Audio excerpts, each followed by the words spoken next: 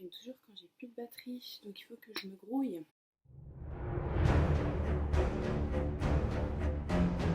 Le Pumpkin Autumn Challenge est de retour cette année. Je l'ai fait l'année dernière, mais j'ai une panne de lecture très vite, donc je n'ai pas pu. J'ai pas pu aller au bout, voilà, tout simplement. Donc là, je vais vous montrer juste les livres que j'ai l'intention de lire pour ce challenge. Je vais pas détailler les thèmes et ce à quoi font référence les différents menus, les différentes catégories, etc. Je vous laisse aller voir ça directement sur la chaîne de Gimmoz qui a créé ce challenge du coup, ou sur son blog. Voilà, elle a un article avec comme une petite image où tout est résumé. Voilà, donc je vais juste vous montrer les livres. Après, si vous voulez plus d'infos, libre à vous d'aller vous renseigner. Je pense que pas mal de gens connaissent quand même ce challenge aujourd'hui.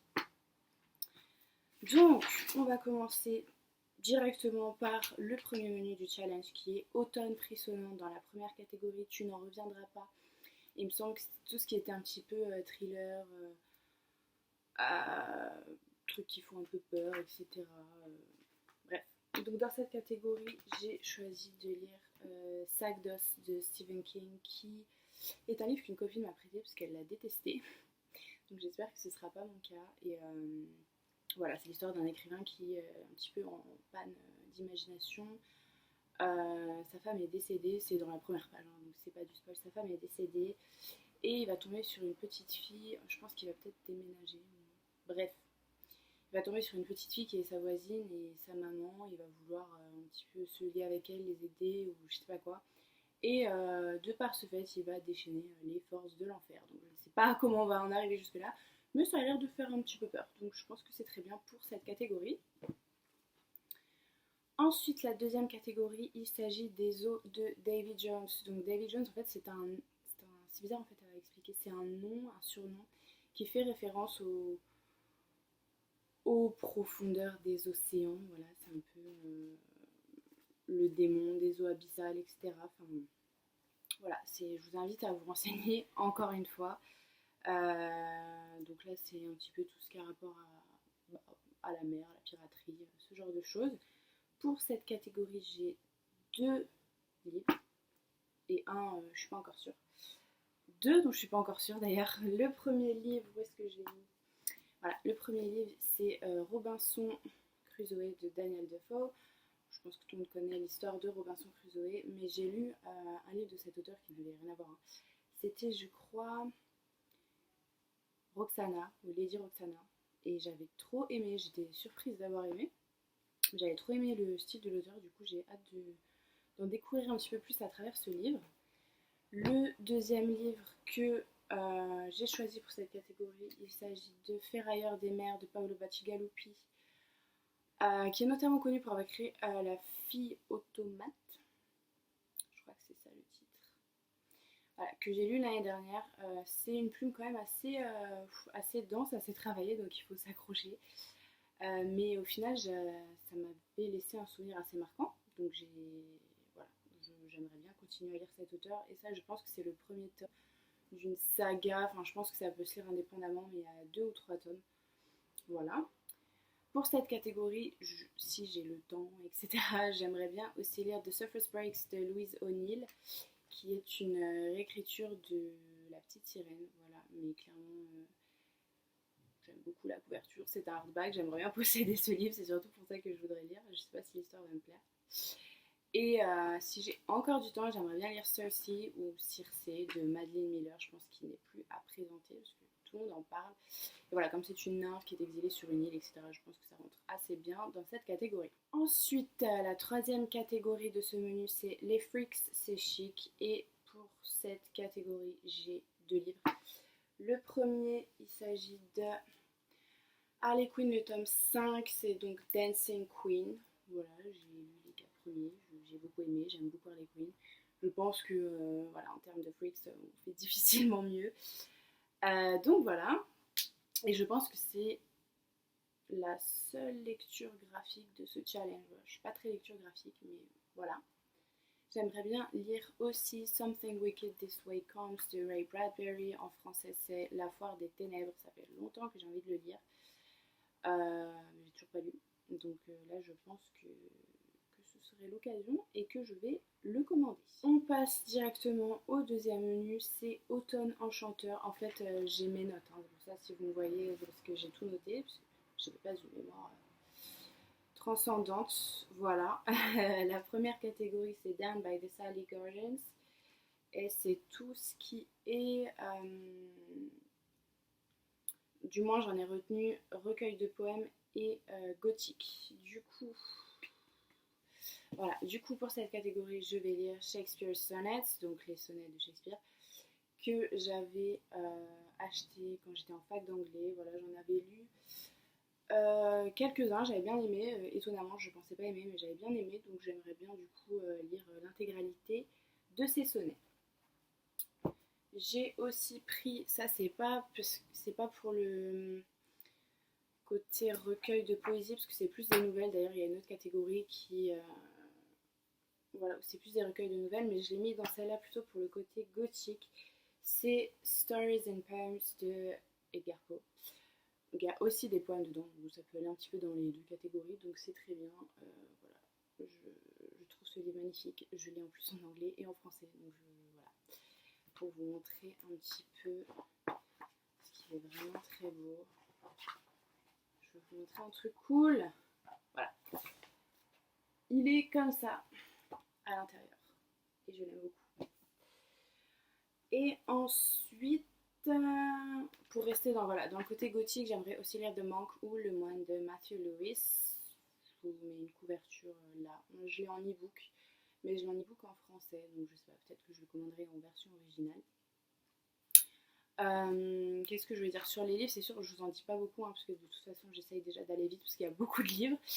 Et vous en saurez plus en fait dans les bilans une fois que je les aurai lus et que moi-même j'en saurai plus, tout simplement. Ensuite, la deuxième catégorie de ce menu, c'est Mon voisin le Kodama. Donc pour cette catégorie, j'ai rien trouvé dans la bibliothèque, mais il y a un livre que j'ai envie de lire depuis longtemps, donc je pense que je vais le commander spécialement pour ce challenge. C'est Les mystères de la forêt de Anne Radcliffe, puisque cette catégorie, c'est voilà, tout ce qui est un petit peu... forêt, nature writing, tout ça. Bon, moi, nature writing, c'est pas trop mon délire. La littérature de voyage, etc., c'est pas du tout ma came. Mais du coup, j'ai pris le mot-clé forêt et je pense que je vais lire ce livre. La troisième, si je dis pas de bêtises, oui, la troisième catégorie de ce menu, c'est Misty Day. Et moi, ce que j'en ai retenu, c'est les mots-clés animaux, nécromancie, résurrection. Donc par rapport aux mots-clés animaux, j'ai choisi de lire Le Molosse de Lovecraft. Donc c'est pas ça le Molosse, c'est juste une nouvelle. Là-dedans, il y en a plein. Voilà, le Molosse, donc je pense que c'est un chien, très certainement. Donc voilà, j'aimerais bien lire ça. En plus, Lovecraft pour la période automnale et Halloween, c'est juste parfait. J'ai aussi sélectionné Elantris de Brandon Sanderson. Je sais pas trop si ça va rentrer dans cette catégorie, mais je sais qu'il y a des personnages qui sont dans une ville et qui ne meurent pas vraiment et qui, quand ils se blessent, gardent même une petite blessure banale, quoi, gardent cette blessure et la douleur qu'elle leur cause à vie. Donc je pense que ouais, on est un petit peu dans la nécromancie, magie un peu bizarre, donc je pense que ça peut rentrer dans cette catégorie.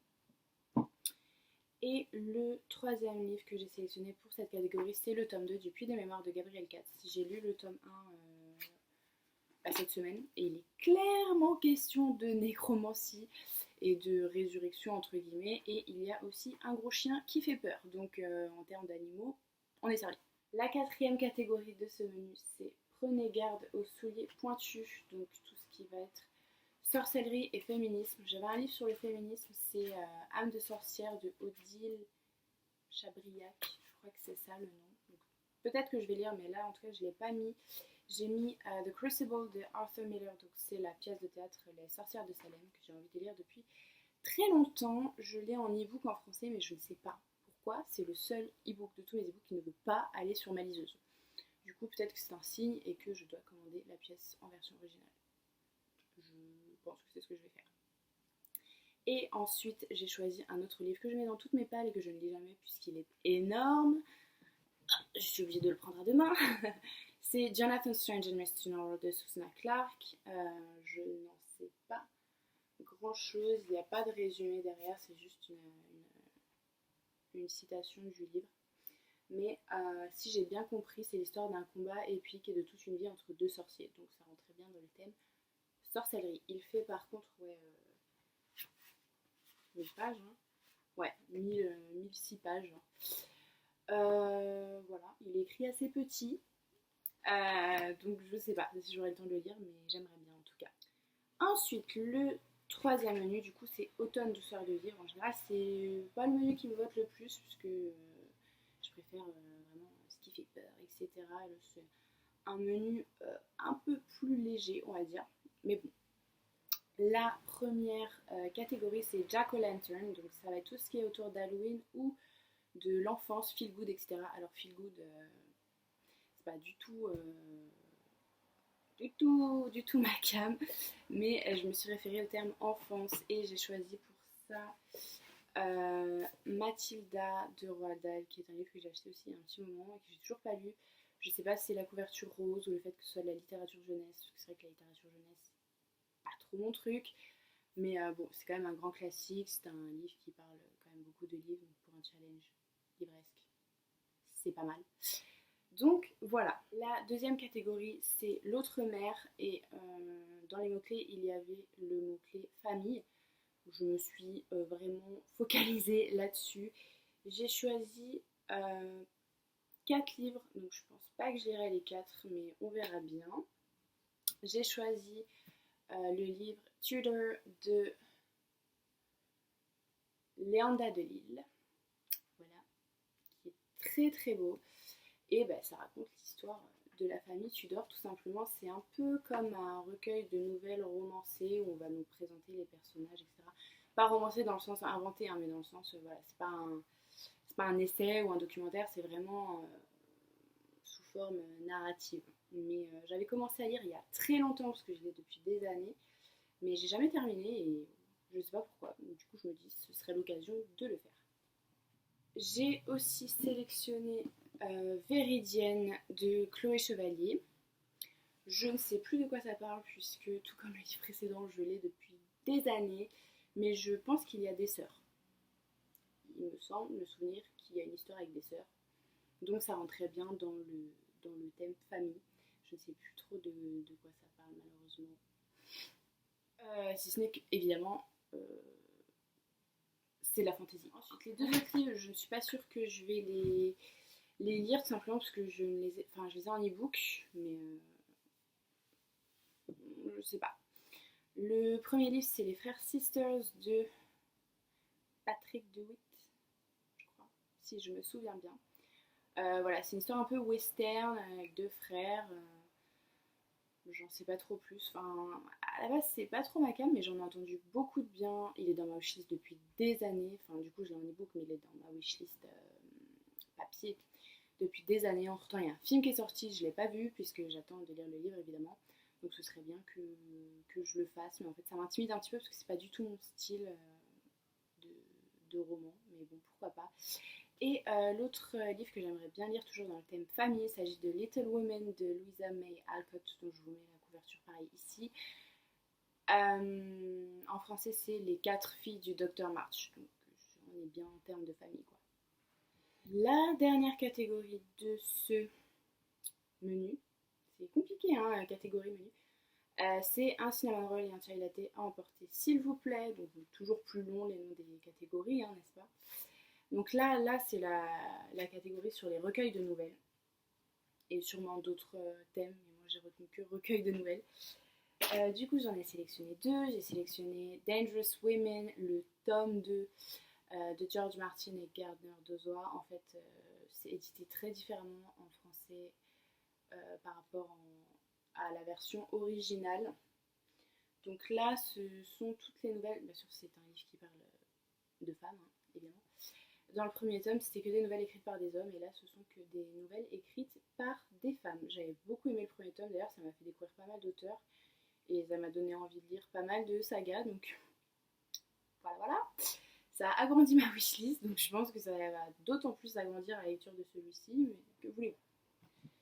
Et le deuxième recueil de nouvelles que j'ai sélectionné, il s'agit du tome 1 du Sorceleur, donc le dernier vœu de mon compatriote dont je ne risquerai pas à prononcer le nom.